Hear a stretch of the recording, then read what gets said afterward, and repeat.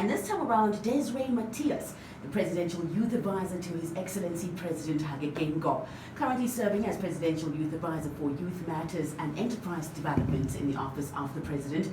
Daisry Mathias is a focused young leader who's determined to make her mark, previously holding the position of CEO at Team Namibia, a position which she acquired before age 30. She had also worked as marketing and PR manager at the NCCI. She has been a passionate advocate of developing Namibia as a sought-after brand to local and international consumers, and is equally passionate about youth development. Some of her academic qualifications include a postgraduate business diploma from the University of Cape Town, Graduate School of Business, and an MBA from the Gordon's Institute of Business Science. Daisry, good morning, and thank you so much for joining us. Welcome to 99 FM. Good morning, Royal Hustlers. Yeah. How are you? No, we are grinding. We are on that Zula. We are on our way. We're here to get to hear your story, and of course, just try to hear from somebody who's in a position that you are about the future of Namibia and youth matters. Let's start with your youth, your childhood. Where were you born and raised? Tell us about you. Shay, I was born in 85 in a small town in northern Namibia called Onipa, originally a mission village, raised by my grandparents, and then I moved to Windhoek when I was 5 years old. Mm-hmm. Yeah. What kind of a kid were you? What were some of your biggest dreams out there, just running in the sun, enjoying life? I was a very reserved child. I remained to be quite a reserved individual, but growing up, you know, the dreams are not always so defined. What I can tell you is that I used to receive a lot of feedback, and usually the feedback that you receive unsolicited is an indication of the kind of gifts that you're operating in. Mm-hmm. So I would speak and people would come and say, look, you're a really good speaker, or you're really creative, or really very persuasive in your speech. And all of that shaped me, and some people would come and say that, no, you've got leadership, you should stand for office. And all of that kind of shaped the trajectory of the choices I made in education and career, and eventually until where I am now. Tell us about that potential, people seeing potential in you and seeing that you can do so much more. Did you ever use that to empower a side hustle for yourself? Maybe did you have like a younger thing on the side where you could acquire some monetary value or some funds or something? I tell you what, hardships, they make us to be very resourceful people, because you are forced to have to dig deep. I remember a student in Cape Town. Student life is tough life. I remember walking to the AAA School of Advertising, where I did my undergraduate degree. My first love is communication and branding and advertising. Yes. And I, you know, a Namibian in a foreign country, I made it a point to find extra income. I didn't expect my parents to sustain my lifestyle in Cape Town.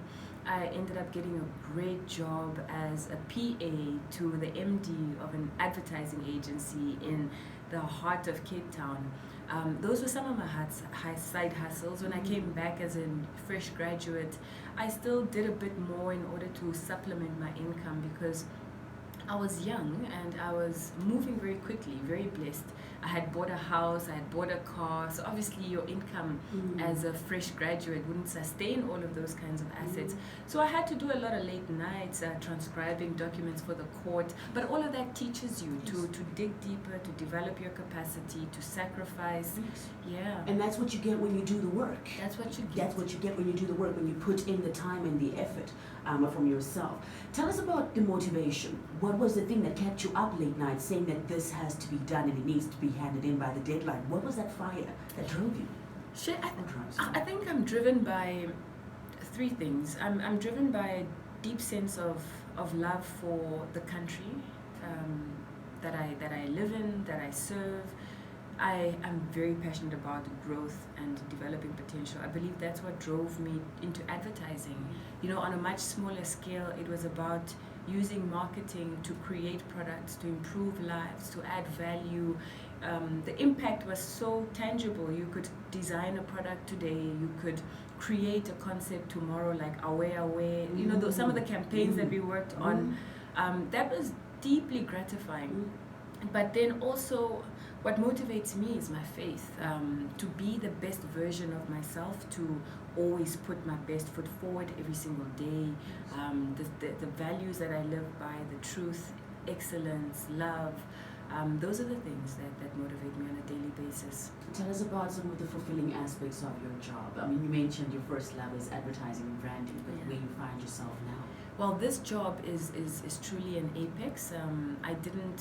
You don't apply for these kinds of opportunities, but I guess the series of life decisions that I've taken positioned me well to be able to qualify for an opportunity like this. It's extremely humbling to be able to serve the president of a country of the caliber and pedigree of President Geingob, who has predicated his entire life to serving Namibian people.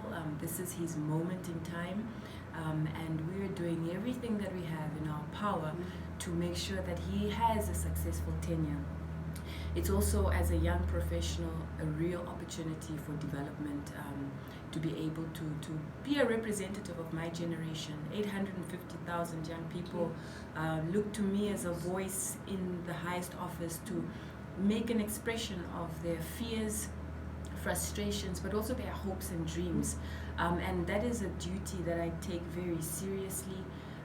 I also have the kind of job where you are influencing from within and mainstreaming ideas so that you can take people along with you, ministers, the bureaucrats in government, so that everybody can begin to really put the agenda of young people at their heart of their responsibilities. Yes, and put it ahead and focus on that.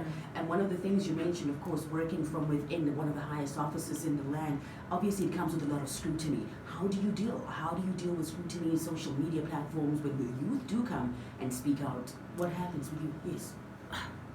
I think that public accountability is so important. I think a healthy dose of it is necessary to keep elected and appointed public officials accountable. So I welcome the scrutiny. And what you must resolve as an official in public office is that you must live a life that is above reproach. There's no room for double standards. There's no room for, you cannot fight with your hands dirty. So it really helps you to remain incorruptible, to walk the straight line, to manage with fiduciary responsibilities, to be a person of yes, let your yes be a yes and your no be a no. And also to remember that it comes with the space that you're occupying. The scrutiny, the criticism, the attacks will be there, and it's not something that I take personally. There's been a lot of scrutiny, particularly on my role, because of how fresh these advisory functions are in our democracy. It's the first time, it's been an innovation that any president has appointed a youth advisor to the presidency. So I know that I'm starting carte blanche. It's the first time it's implemented. On the continent, I'm the only youth advisor. Imagine. That's a celebration all in its own, because just having a youth voice next to the president, that's important already. And you can imagine the responsibility that comes with it. But I love how you said that you have carried obviously values that have been instilled in you as from a young age throughout your career till this point. So that has helped. That is definitely helping us all, my dear, all 850,000. Tell us about some of the strides that your office has made since you took up the position of Presidential Youth Advisor on Youth Matters and Enterprise Development. Of course, the first victory is just to establish the desk, its relevance, its posture within government, to really be able to fulfill the function of stakeholder coordination, so that the left hand can know what the right hand is doing. To simplify my function, I am really an interpreter of the President's policy directives into the rest of government. The President delivers through his institutions, and his advisors are there to maintain that oversight and to make sure that there's coherence, that everybody's pulling in the same direction. So in terms of intergovernmental stakeholders and coordination, I think there's been a paradigm shift here. I cannot remember a time where the youth agenda was so central to government agenda, where empowerment and development were not just rhetoric, but they were actually translated into programs and projects of government with serious intent. As a young professional, it is no small feat to be able to write a country's national development plan. So the HPP1, the HPP2, those are accomplishments that I will always be proud of. to be able to define programs that have an impact on the destiny of millions. I made sure that young people are at the center of those documents, in line with the president's vision for the country. The president's really committed to a sustainable future. The premium that he puts on young people is not just political rhetoric. He understands that you have to unlock the energy, the capacity, the innovation of young people if we're going to leapfrog as a country. Some of the strides have been the ability to write statements for the president. I've written, for the first term, as we're doing our final accountability report, I enumerated about 300 speeches. Wow. On behalf of the president. So I find my voice through him and through the leaders and what he's able to say. But it's about impact. Of course, the plans and the plans contain the projects that should improve the lives of young Namibians. I'll give you an example of a few of the projects. I'm really proud of the work we're doing with the young unemployed artisans across the country. The president has got his ministers, and the ministers are responsible for implementation. But sometimes he'll give a directive to an advisor and say, look, sort this matter out for me. Yes. And there was a time last year where the unemployed artisans had organized themselves and they were going to take to the streets because they're really just crowded out. They're not getting contracts in the regions to participate in to use their vocations. So we managed to engage them under the directive of the president and the prime minister. We allocated a couple of millions of dollars and we handed over some projects to them now in about 5 different towns. And I can tell you that from that project we were able to create 400 jobs almost overnight. But it's also about the impacts you make when nobody's looking. The young people who will email me from a library crying they're about to be expelled, or the father who will write to me to say that, please, I'm in prison for life, but I've left a 21-year-old daughter and you need to find her and help her. And finding these children and getting them the scholarships and the job opportunities and whatever we can to do. I believe that for Namibia to be successful, you need young men and women who are on top of their game. So you need Frankie Fredericks, you need Michelle McLean, we need those Opa Ndongos, we need the people who are in charge of their sector. It's about the individual. So as much as I have this big policy perspective, every day it's about which Namibian life I have improved and made better. And that change is happening in the essence of that youth, in that time and in that space. One person at a time. Yeah, one person at a time. And I think youth need to remember that this process, yes, it's being implemented, but the reflection will come years later. When you look back and you say, look at what we have accomplished so far, that only gives us hope for what more is there to come. There's a concept called the aftershock. Yes. You will only feel the tremors and the impact a few years from now, but we are really setting the foundation right now. Exciting things that are currently happening in your office that young people in the land of the brave can look forward to. What can we expect? There's so much. We've just launched the President's Plan of Action for his second and final term. It also contains key components of our economic recovery program. And within that, there's a lot of programming for young people. I will be working heart and soul to implement the social progress and some of the economic indicators, which means that we will be doing things like a national internship and apprenticeship program. We will be working to finalize the NASFAF sustainability model. We will be establishing a national MSME fund to help young entrepreneurs. We will be doing a lot of things. But there's a special program that is dear to my heart that I actually just started a week ago, which is a reading club. Oh, I love that. Oh, yes. I decided to start a reading club. It's virtual, so you can join us from anywhere. We meet once a month, and this year we're going to look at African narratives. And I think it's so important to not only promote the literary arts, but to have young people really engaging in very constructive dialogue, conversations, interrogating the world we live in, asking the questions, educating each other. We started this weekend. We had a great time. We're going to continue for the rest of the year. I'm making a commitment to read a book a month and to create the space for us to have really enlightened dialogue. That reminds me of our readathons that we had back in primary school in the 90s, where September was dedicated to your favorite. Yeah, absolutely. And you can dress up as your favorite character.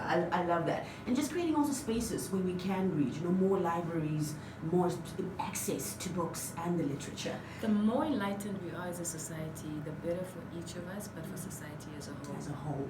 Now, before we let you go, you've got a hectic day probably ahead of you, quite a number of youth that you need to reach out and touch base with. But what are some of your hopes and futures for Namibia and for Africa?